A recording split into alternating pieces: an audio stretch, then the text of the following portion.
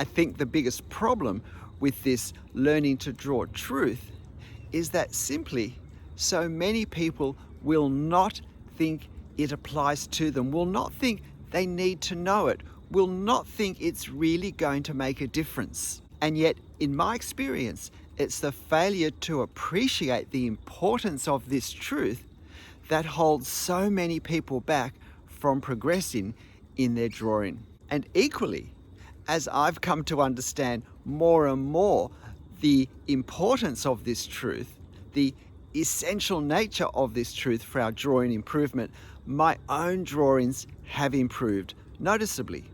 So let me tell you what this simple drawing truth is, and you can decide whether you think you know it and act on it.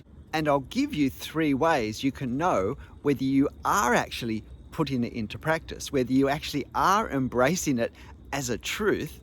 And then after that, I'll explain why I think this truth is actually so hard to get on top of in our head. The problem that stops us being able to see the importance of this drawing truth. But first, what is it? It's that in learning to draw, we actually think that what we need to do is to learn technical skills and to practice doing them.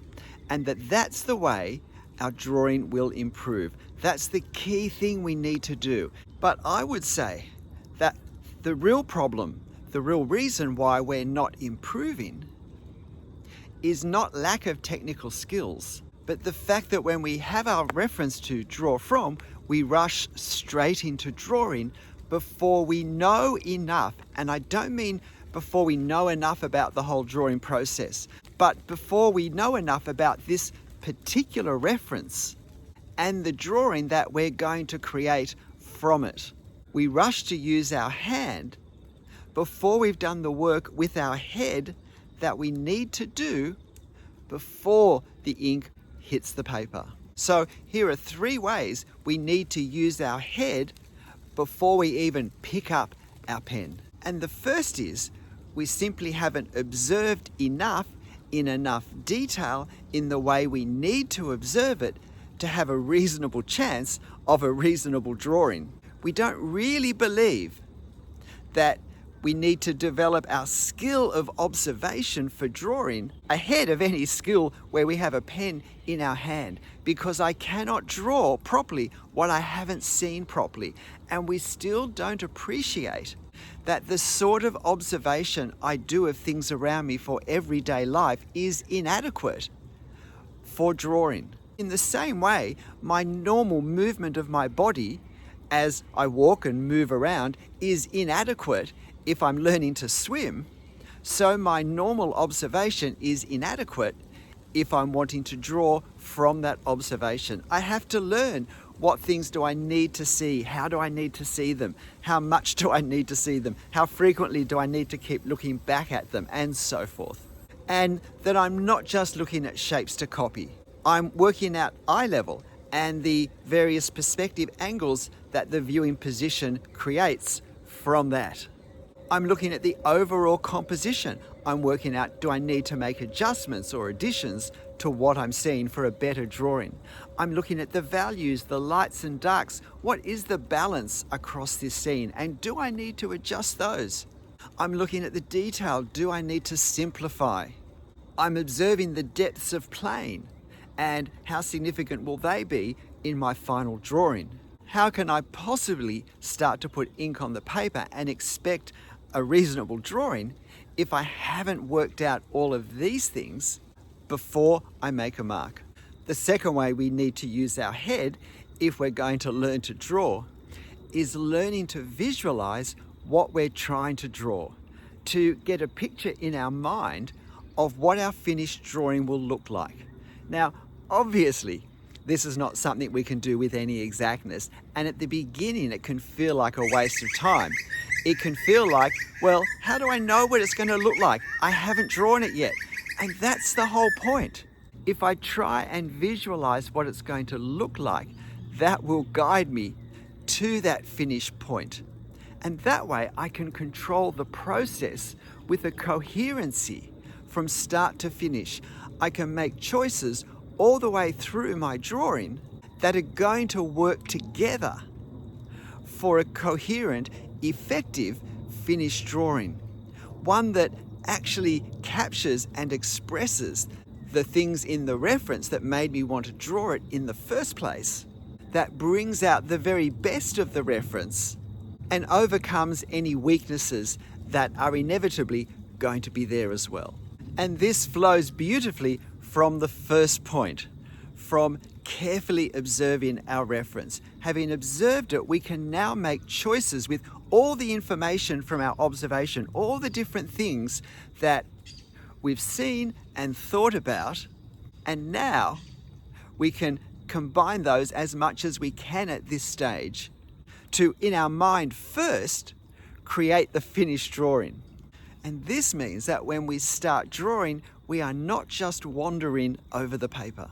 And the third way, the way we complete our working with our head before we work with our hand, is now to strategize the actual drawing process we will use. I don't mean the drawing techniques particularly, but I mean the drawing process that we will use to create that drawing that we have now visualized in our mind, based on all of the detailed, careful, critical analysis, observation of the photo. How do I make that happen? So most obviously, where do I start? People over and over again say, I don't know where to start. If we don't know where to start, it's because we don't know what we're trying to draw, and therefore we have no guidance as to the best way to get there. So the strategizing will include things such as, what materials will I use? And if I draw, as I do with pen, it's not just what pen am I going to pick up, but how many pens will I use and how will I use them, and what effects will I be wanting for this drawing, and can I get them with these pens? I'm going to be considering, because I draw freehand in ink, so I can't erase anything, every mark stays on the paper. I'm going to ask what part for starting will give me the best chance of accuracy, both in that start and then will enable me to progress around the whole scene, keeping proportions and scale as accurately as I can. And then finally, what marks will create the effects I want to actually bring all this out in a drawing that in some way will line up or improve on the visualized drawing I got in the second point when I worked out how do I want my drawing to look. Obviously, if I discover new things as I'm drawing, then I can incorporate those if it's not too late. But better to have worked them out before I start drawing, which is why part of my strategizing every drawing is to play around with marks, experimenting on the effect I can create with the pens I'm thinking of using for this particular scene, and where these marks are going to be in the overall composition, and therefore the effect I want them to create in this drawing. I find this a 3 or 4 or 5 minute investment that's absolutely critical for every single drawing that I do, whether it's going to be a 15-minute drawing or a 2-hour drawing. And I'd say if you're not doing these things, then it's because you don't really appreciate that these are vital to have worked out in our mind before our pen hits our drawing paper. I wouldn't dream of starting any drawing before I've done these things in my mind, because I know they are critical for a successful drawing, and for a drawing that I will also learn from, because this is a process. We don't start at the end with any learning process. This is a process.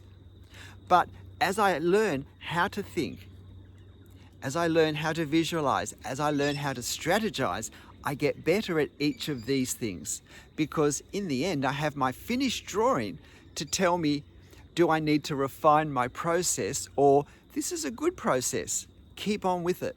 So why is this such a problem? Why do we so easily rush to start drawing? I think it's because of one fundamental misunderstanding. I think we rush to start drawing before we've done the work in our brain, our thinking that we need to do before we start, because we mistakenly think that the aim of my drawing is to copy the photo. And if I'm just copying the photo, it really doesn't matter where I start or what I do because I'm just trying to copy it. And I personally think this is an inadequate understanding of the drawing process, because if all I wanted was another copy, I could just hit 2 on the printer and print 2 copies. The truth is, I can't draw a copy. I can't create what's in a photographic image, no matter how skillful I become. I am always creating something different, something that perhaps springs from the photo, something that's inspired by the photo, but always something that goes beyond the photo. And when my understanding is that I'm copying the photo, then my process inevitably is going to be focus on a little part of the photo and then copy it. Focus on another part and then copy that. Focus on another part and then copy that. And what happens is we get a drawing that's created from little bit by little bit meandering around the page. At any point, the focus is only on a small part because we think that all of these small parts together are going to create the photo. And what we end up is a scene in our drawing that lacks cohesion, that lacks interest, because we've not been thinking from the very start, before we've picked up a pen, what our overall drawing is going to look like, is going to say. What are the visual characteristics in our reference that we want to bring out, we want to exaggerate, to modify, to lessen, to rearrange, to create a really engaging drawing. And these 3 stages of critically thinking about our reference are a skill to learn. And with any skill, it will feel more unfamiliar, it will feel harder to do, it will take longer at the start. I go through this process every drawing, but it may only take me 5-10 minutes to go through it now. But once upon a time, it did take me a lot longer.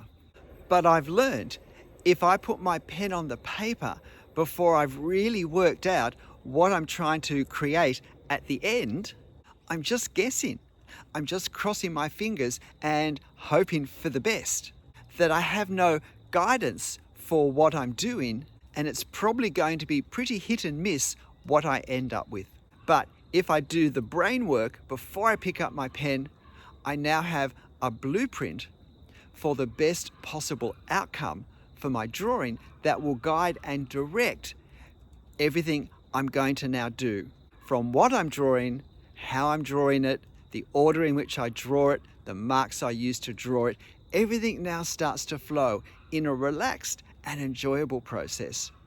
And if parts don't quite work out the way I expect, I still have a framework to working out what I can do to mitigate what hasn't appeared as I thought.